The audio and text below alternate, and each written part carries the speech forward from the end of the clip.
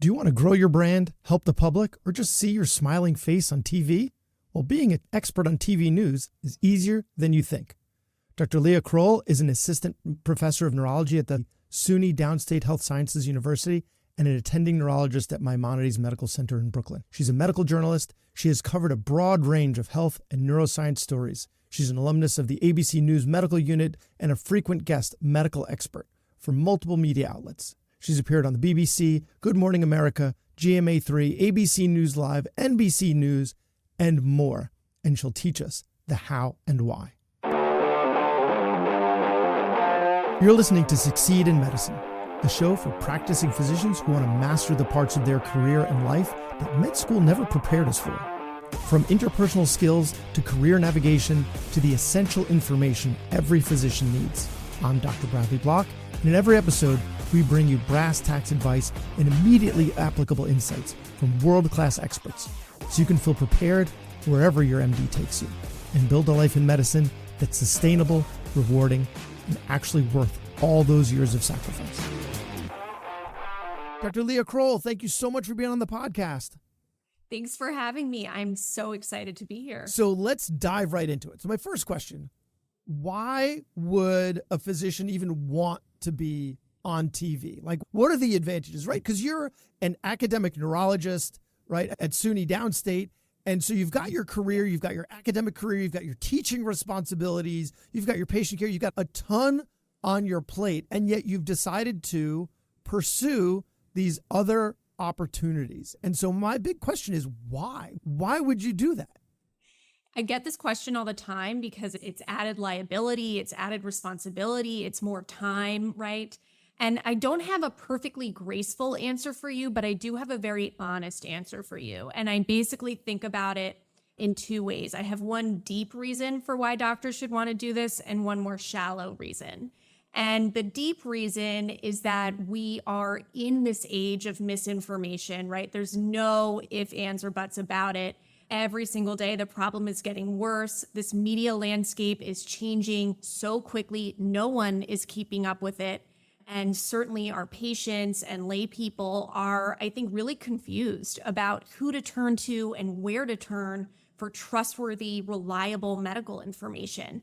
And so to be in a position where you are a physician, where you have this special relationship with your patient that is exempt from forces like politics or religion or socioeconomic differences, and that you have these credentials that people can trust, you really need to be obligated to be a trusted messenger for people, meaning that they should be able to listen to you and know that you're giving them good information that they can follow, that they can trust, and that they should be able to turn to you when they're getting conflicting messages online or they're seeing something on TikTok that just sounds totally crazy or confusing. So that's the deep reason, and I'm sure we'll get into more of that as the conversation progresses. But on a more lighthearted note, and in the interest of just full transparency, this is something I tell people all the time. The shallow reason for doing this for me is that it's fun. This is fun for me. It's great to have that challenge that's very different than patient care. I'm using the same skill set, but instead of caring for a patient at the bedside, I'm figuring out an effective, punchy, catchy way of communicating information. It's frankly fun for me to get my makeup done and have the lights shine on me in the studio. And I say that because I think it's important for any physician to protect themselves from burnout, to protect their own wellness. And for me, this is the way that I've found that works for me, that I have this component of my career that really feels like playtime. And so I hope for all physicians that they can find something similar for them. So it's interesting you use the term trusted messenger. And so I just want to refer to a previous episode that I did with Todd Wolin, who's a pediatrician. And we spoke about him before the show because he puts such great information out there in the age of misinformation, right? It's so important. He has something called the Trusted Messengers program that he's a part of. And I think he actually leads. So I thought it was interesting that you used that term trusted messenger because that's what we are.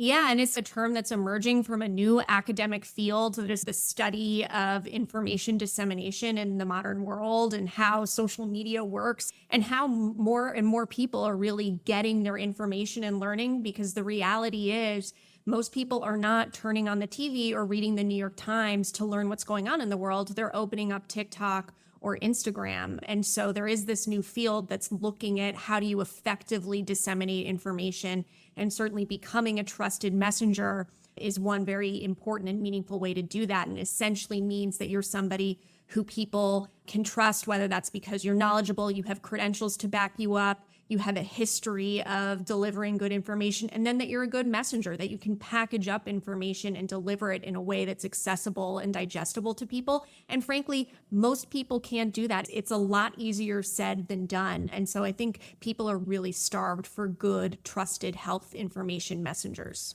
And anyone who knows me personally knows that I'm often driven by spite. And so I was in my surgery center and I was watching on, and I'm looking at you, News 12 Long Island, and you were talking about allergies, and you had someone on there talking about how local bee pollen can help prevent allergies, which is 100% misinformation for so many reasons, but it's a cute little soundbite, and they had it, and it drove me nuts. And so it made me go, okay, now how am I going to get out there to squash this type of misinformation? Because it just drives me nuts. So we're definitely going to get to that. For the listeners, we're going to get to the how. But first, I want to explore the why a little bit, because it's fun. You enjoy it. It's an enjoyable way to use your expertise. And I think one thing we also talk about in the show is leadership. And so what we've said on other shows is leadership is important because if you're not in a leadership position, someone else will be. And so they might be doing things in a way that doesn't work for physicians. And so if there's a void in leadership, one of us needs to fill it. So now we're talking about, you got to do misinformation, you got to have an online presence, you got to be in leadership position. But I think what it comes down to is you got to find your thing, right? Like not everyone is an academic researcher, not everyone's a teacher, a professor. Like you have to find your thing that lights you up, and you have found your thing that benefits your patients and the population in general outside the exam room. So I think it behooves all of us, like you said, for burnout, just figure out what your thing is that lights you up and pursue that. So before we get to the how, I just want to ask you a follow-up question, which is, has this opened up any other doors for you? So has anything else arisen from all of these media opportunities, these print media and broadcast media opportunities you had? Absolutely. And I can't even count the ways that this has opened up various opportunities for me. So the first thing that comes to mind are the opportunities, of course, that I actually take or I'm interested in. And it's really opened my eyes to a different type of clinical practice that I want to have. So my background, my training is in vascular neurology. That means that I'm a neurologist that specializes in seeing stroke patients. And that's great. And I love it. And I love my clinical practice. But through doing media so much, I have developed this new appreciation and fulfillment for preventative medicine and for lifestyle changes and the power that they can bring to the average person at home who doesn't need to wait for an appointment with you to start going for a walk every day, for example. And so I've started now on this journey to do a lifestyle medicine board certification to open up a lifestyle neurology clinic, which is coming soon. I've also really gained quite an appreciation for women's brain health, because so much of what I talk about in the media comes down to menopause and perimenopause and how women are affected by this. It's a conversation that is being had every day in the media and on social media. And so I've also been in the process of opening a women's neurology clinic and finding different ways to expand my clinical practice in that sense. And what's been great about it for me, going back to that joy component of your career, is it does give me this added layer of fulfillment and joy and curiosity. Not that I'm not always learning new things in my regular everyday practice, but to be taking on these sort of new missions in my clinical practice has been really exciting. And then other opportunities that have come about that I either haven't taken or I think about, I do get approached by pharmaceutical companies to be spokespeople for them. I don't take those opportunities. It is interesting to hear them out. It's interesting to kind of get that behind the scenes picture of how kind of the sausage is made in terms of the way these drugs are advertised to people. I certainly have been invited to teach courses in media and in medical writing, which I haven't done yet, but I think is probably something that should be rolled out as a standard piece of medical school at this point. And so, that's just a handful of the ways that my world has opened up since doing this. Oh, yeah. Those pharmaceutical companies have deep pockets. And so it could be tempting, although that might all change, right? RFK Jr. is saying that he wants to get rid of direct-to-consumer advertising, which a lot of people advocate for. Actually, my brother wrote his PhD thesis on that specific topic, hoping to prove that it was negative, but actually he proved that SSRIs end up being more often prescribed. sometimes overprescribed, but a lot of patients wouldn't have been, approaching their doctor about SSRIs were then approaching them. So, all right, we're getting a little far afield, but that's maybe one of the, if not the only thing that's positive that's coming out of his reign in that position. So speaking of misinformation, right? Like, I'm sure your cup runneth over with all of that. Okay, so let's talk about how you got your first opportunity specifically on TV. And so I think in print media, sometimes there are more opportunities. I've been interviewed about an article on postnasal drip. Yes, a scintillating topic, but something that's a common complaint. But I think print media might be a little easier to get into. So what about TV? How did you land your first TV opportunity?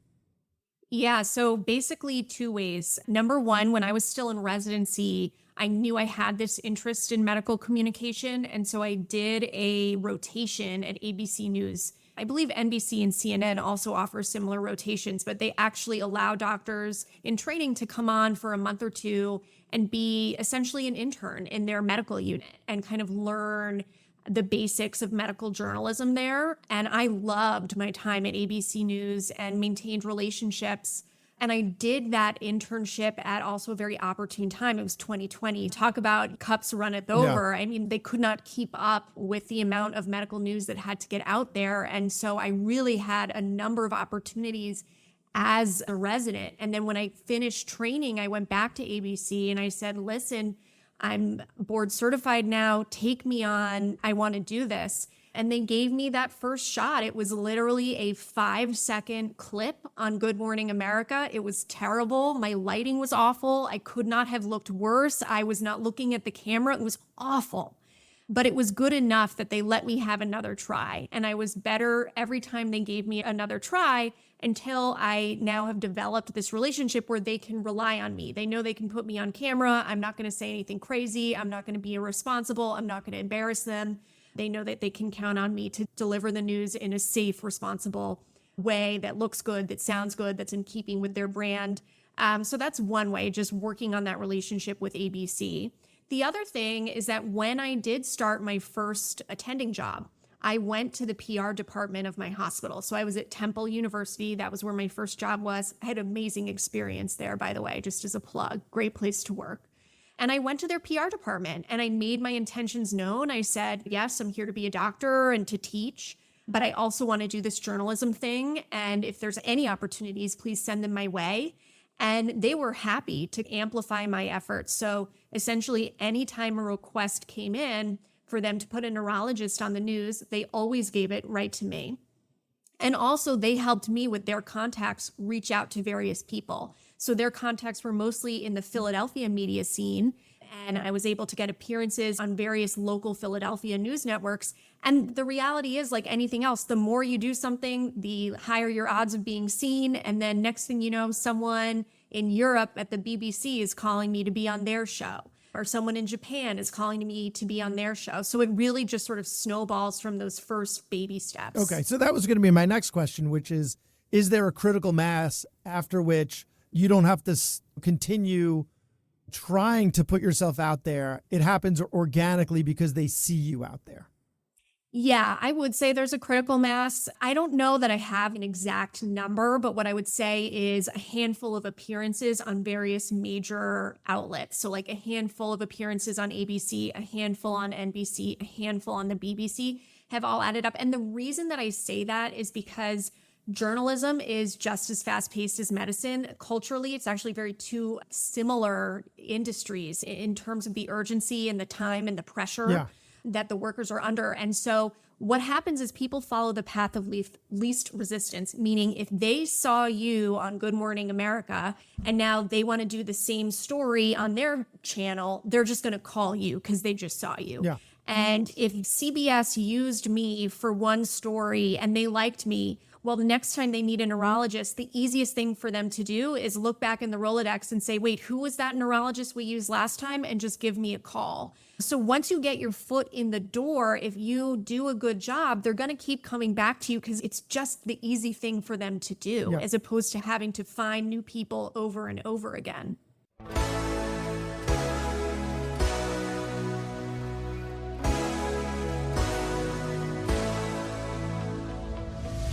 You spent years learning how to save lives, but no one taught you how to secure your own. When you work one-on-one with a CFP professional financial coach, you get a blueprint tailored for the long game of your complex situation. At My Financial Coach, they help physicians choose the best strategy to optimize your annuities and investments, implement tax-saving strategies, and tackle debt like your student loans or mortgage while refining your path to retirement. Save up for that boat, a child's college or wedding, or even a vacation home. Plan ahead for the impacts of the unexpected and understand how much life insurance you actually need. Project how getting married, raising children, or taking care of an aging parent affects the progress towards your goals.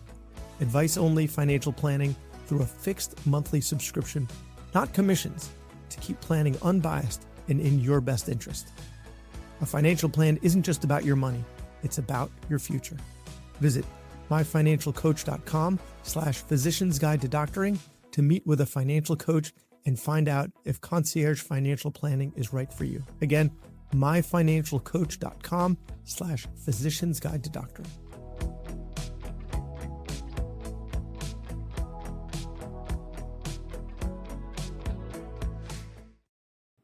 So you leveraged your hospital's PR department, right? Yeah. And then the other thing is you already had these relationships because you had done this externship when you were a medical student at CNN? At ABC. So what about for someone who's coming into this cold, right? They're in private practice. They don't have a PR department. Any advice for them? Yeah. So a couple of things. One thing that I would be remiss if I didn't mention, I'm not necessarily endorsing this, but I know plenty of doctors who do this, which is to hire a publicist. So there are many publicists out there. Wait a second. Your publicist reached out to me to be on this podcast. So I'm going to call you out on that. Yeah. So let me take a step back. I should say caveat, I have a publicist. Okay. You know, I'm not necessarily saying that everyone has to hire a publicist, but you can pay people to do this for you, which is to leverage their contacts in the media world and pitch you to their various outlets. Yeah. The reason I say don't do that as a first step is because if you're not a known entity, or if you don't really have a specific goal that you're getting at with your publicist, then what you do is you spend thousands and thousands of dollars every month on something that isn't necessarily going to produce results because they don't have to guarantee results to you. Yeah. You guarantee payment to them, but they don't guarantee results to you. And look, if it were as easy as paying a publicist, then everyone would be on the Today Show all the time, right? It's more than that. So for me, for example, my specific mission with my publicist is I would like to be on a podcast because I'm in the journalism world. I would like to now jump ship, or not jump ship. That makes it sound like I'm abandoning broadcast media. You want to spread out. You want to spread out. Yeah, I want to spread out, dip my feet in the podcast pond. Yeah. And so that was something that I think amenable to a publicist is you have this very specific goal that you can work on together. But anyways, publicists are out there. They can be a helpful tool if you really have a good sense of what your mission is with them. Yeah. The other thing is good old-fashioned pitching, sliding into DMs. It's not glamorous. You have to send a lot of messages before you get a response. But I still do this today. So I find producers of various shows. I might find their emails online. I might find their social media profiles. You literally message them. You say, this is who I am. This is my credential. And here's an idea I have for your show. And if your idea is good enough and you send it out to enough people, someone will read that email or that DM. And there you go. You have a relationship. So I don't want to paint the picture like it's so easy. Obviously, the vast majority of pitch emails that I send out on my own behalf go unanswered, you know? Yeah. But certainly they do get answered from time to time. And some of my favorite opportunities that I've ever had have come from my own cold pitching. Yeah, it's survivorship bias. So we're seeing all the wins, and what we're not seeing is all the opportunities that someone else was on the program and not you. And so I think that's important for the listener to keep in mind, right? Because if you don't get discouraged, like keep at it. Absolutely. So you said like publicists are not an ideal way to start, but they're an avenue, cold calling. What about social media, right? What do you think about like growing a following on social media so that when you do cold call, right, or cold email, whatever, drop in a DM, you can say, I have X number of followers on Instagram. Here's some of my material if you're interested. And then it's like a digital resume. Absolutely. I think more and more producers and editors love to see doctors with a big social media presence. So certainly that is a very effective way of doing it and legitimizing yourself or giving yourself some street credit in that world.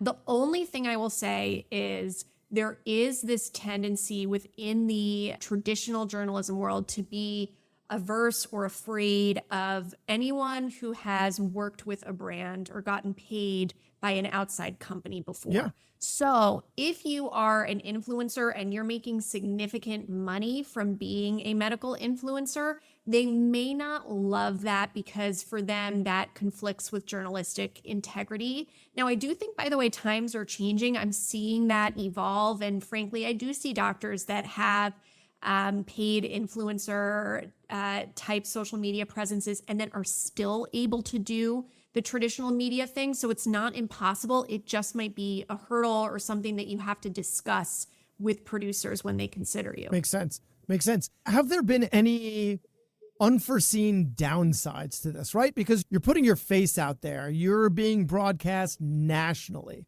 right? So the visibility might have the potential to be a downside, Yeah. but whether it's that or something else, have there been any downsides to this?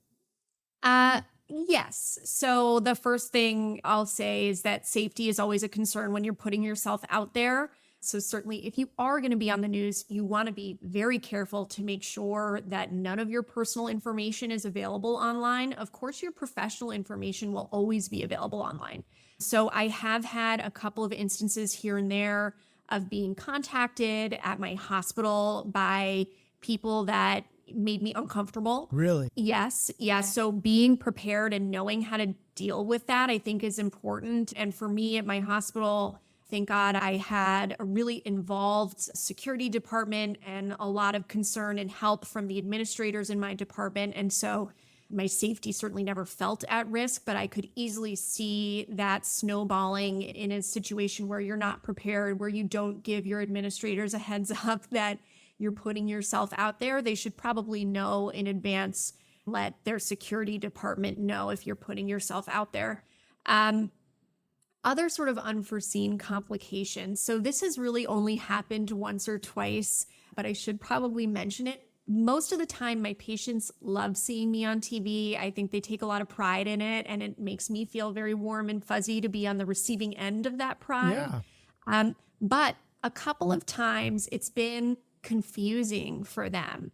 Sometimes I mean that in a literal way. If I do a pre-taped news hit, meaning I know I'm going to be rounding, so I can't do Good Morning America, but I might tape the hit the night before, then what can happen is the following morning, I'm at the bedside doing my rounds and the patient sees me in person, but also sees me on the TV.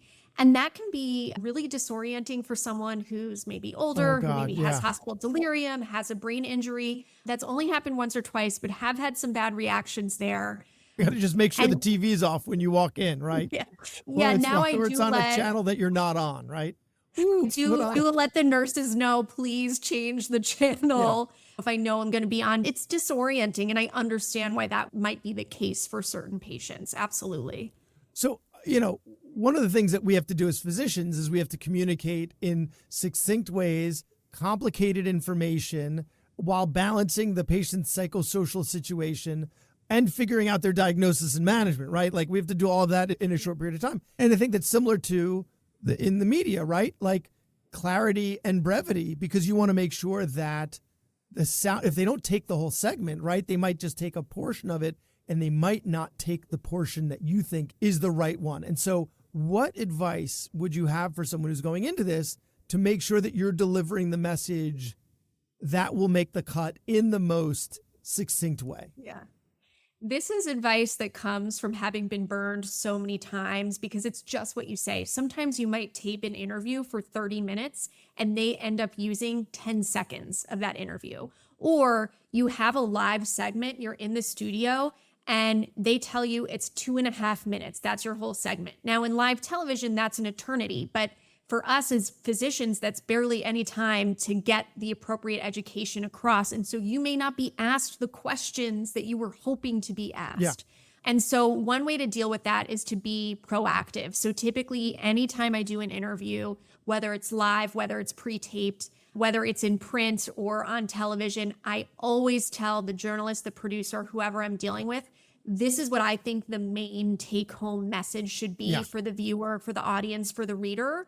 Because one thing that you realize in working with people outside of medicine so closely is what they perceive as an important take-home point is not necessarily what you as a physician perceive. And so really being clear from the get-go, the direction that you want this particular story to go in is absolutely essential. And typically they're very happy to take that into consideration. They never complain to me that, oh, I wish you didn't give me that opinion. Usually it helps them shape their story. Their job is hard enough. You're lightening the cognitive load. You're taking your expertise and you're making their job a little easier. Yeah.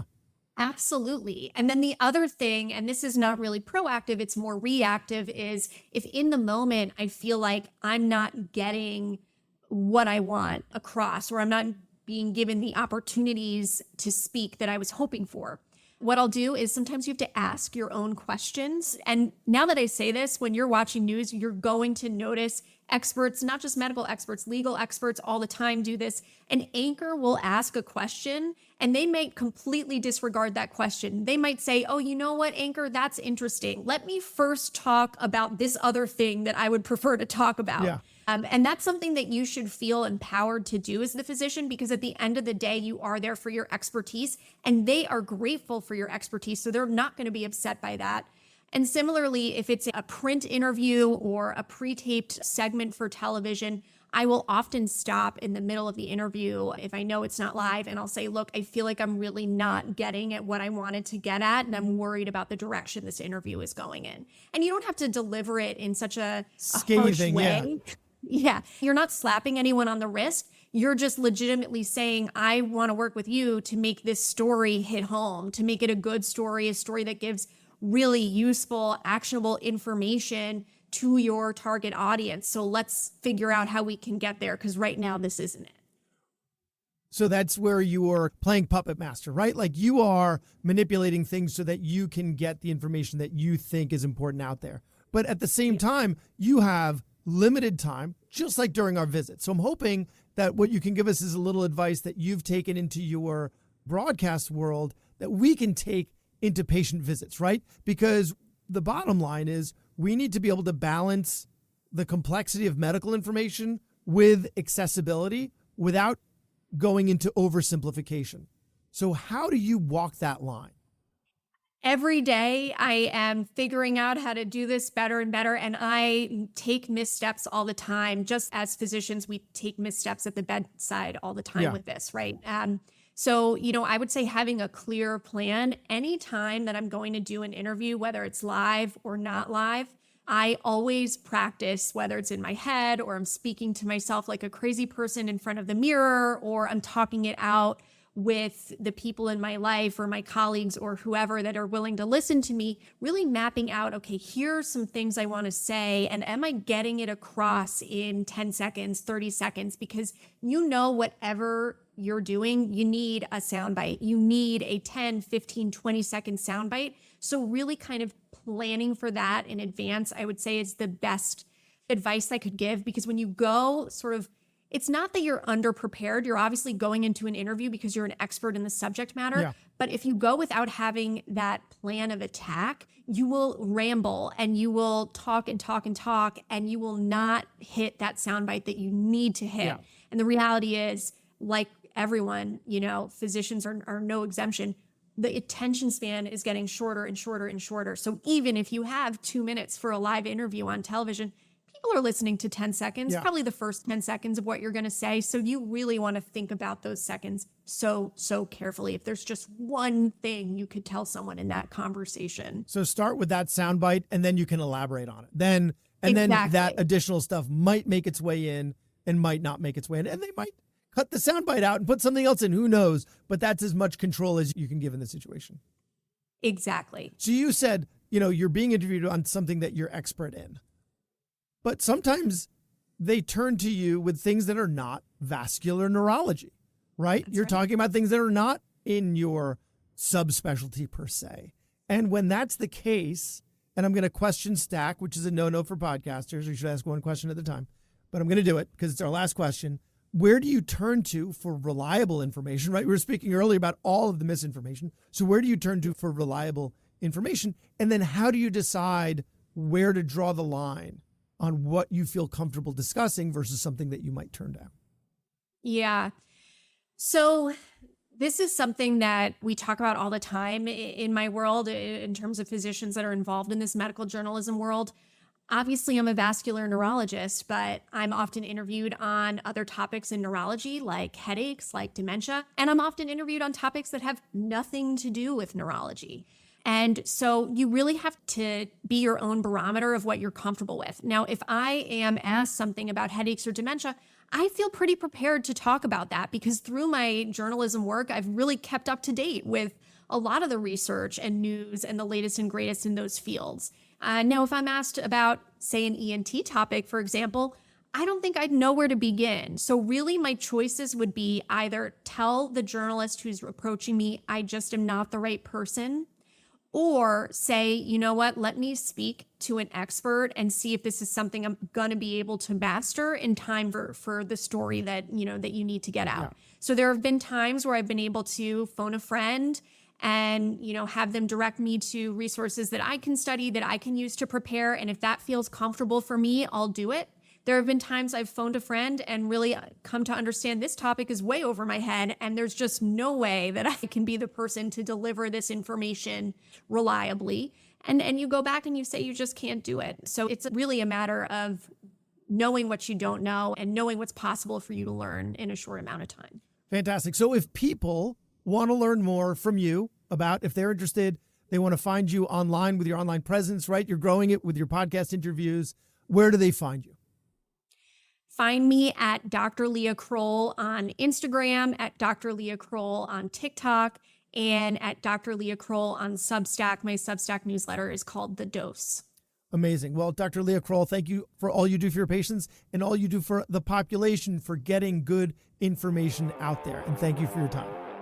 Thank you so much for having me. Thanks for listening. I have a favor to ask. You listened to the episode until the end, which means either you fell asleep or you really liked the episode. So please write us a 5-star review, take a screenshot, and email it to me so I can send you a quick guide on how to earn patient trust in 20 seconds or less. Email me at brad@physiciansguidetodoctoring.com and feel free to suggest a topic or guest. I take your requests seriously. The views expressed on this episode are those of the interviewer and the interviewee and do not represent the views of their employer or even their significant other. Even though the magic of podcasting makes it sound like I'm talking directly to you, this is not a doctor-patient relationship, and this is not medical advice, or financial advice, or legal advice, or really any advice. Thanks again for listening to Succeed in Medicine.